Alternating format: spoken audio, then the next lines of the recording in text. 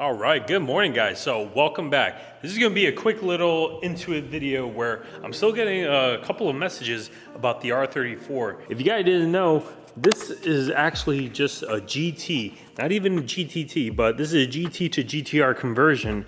And I get a lot of questions about the fenders, the hood, and the front bumper fitment. The biggest thing I'm gonna tell you guys is that you need two actual parts, and they are OEM parts. And if you can see right off the bat here, one of them is being this rubber piece, the rubber grommet there, and what actually goes underneath this lip here on the front bumper. So the OEM metal piece that goes under that little lip actually holds that whole front section of the front bumper upwards. And even though you don't have this rubber piece grommet, I see a lot of people don't usually have it, you do get a little bit of a gap. So what this does here, this little rubber grommet, closes that gap in and also pretty much touches like right here. That way you don't have the gap. But in my case, depending on what kind of front bumper you got, because there are different companies that sell replicas, so I'm gonna show you guys what I did. Say if you have a little gap like this, right? This is the first time I ever installed all of this, and I had something similar. So if you go like this, see how it still doesn't close that gap? So I have a full bag of just washers here. These are just nylon. This is just like a rubber. I use these just for my front bumper. That way it doesn't like scratch the paint. But what I do is I put this underneath there. It brings this whole front bumper just up a little bit and pushes it back. And just like that, no more gap. So you literally just stack a bunch of metal washers. It'll work the same exact way. A little washer right there, put a washer on top, that way that closes there. And also, when you buy this from Nissan, this is usually a bit thicker. The reason why I had to cut this was because it was hitting on my hood piece right there. But that gives it pretty much like the rigidity and stiffness where you can just connect it from right here too. So I'm only using one screw. It hasn't been a problem for me, but as you can see, the bumper still moves, but we're able to move the headlight bracket just a tad bit.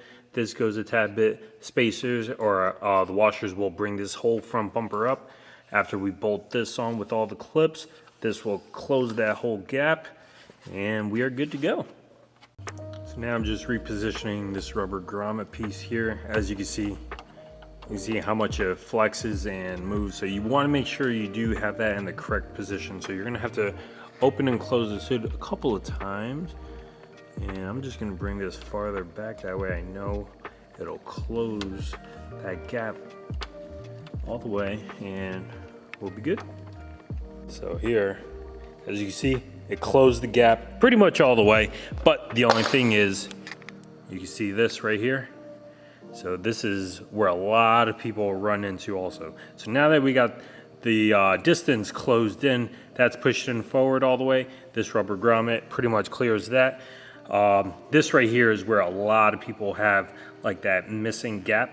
So what a lot of people do is they'll put another tab in here. That way it'll bring this up, but I'm gonna show you guys real quick. Pretty much where a lot of people run into that, like I was showing you guys, it's that gap between right here and right here. And that's a mix between either the molding of the front bumper and the hood.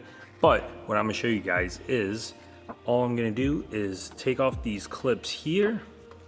I have myself a little squishy washer, just put that in between and that'll bring this whole section upwards a little bit. So I'm gonna show you guys real quick.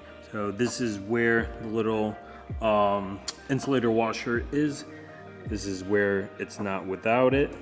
And you can see how there's a little gap there. So pretty much all you need to do is put another type of washer. Like I said, you can find these like a bunch of packaging places and stuff like that.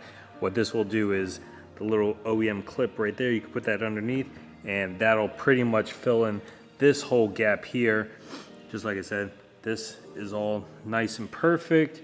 This is a little lopsided because it doesn't have the insulator in there. I'm gonna put that back on, but I just wanted to show you guys what I did in order to close the gap, and that way you don't have to spend a lot of money. The only thing was just those two OEM parts, which I believe they're like $120, something like that. You can still get it from Nissan as well.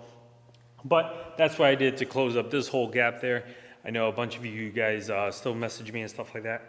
And next week I'll also talk about the fenders, which is super simple. So the fenders, all this needs to do is just come up a little bit. So what I did is usually the bonnet, AKA the hood, is usually over the fender. So what Nissan does from OEM is there's an actual bracket that goes underneath the fenders. So what I did was I just made a template of bracket. It's not like this, but it's kind of similar. So all it is pretty much just a sheet metal. Just drill out the holes just for the fenders, snug that right in between, and fenders get pushed up, lines up perfect, and you don't have to spend, because I think those are like $200, and it is crazy. If you guys haven't watched the past videos, we finally got a shop. So excited, more content, more different stuff. This was just a quick little R34 GTT to GTR conversion update. If you can, guys, like, comment, subscribe, all that good stuff, and stay tuned for more.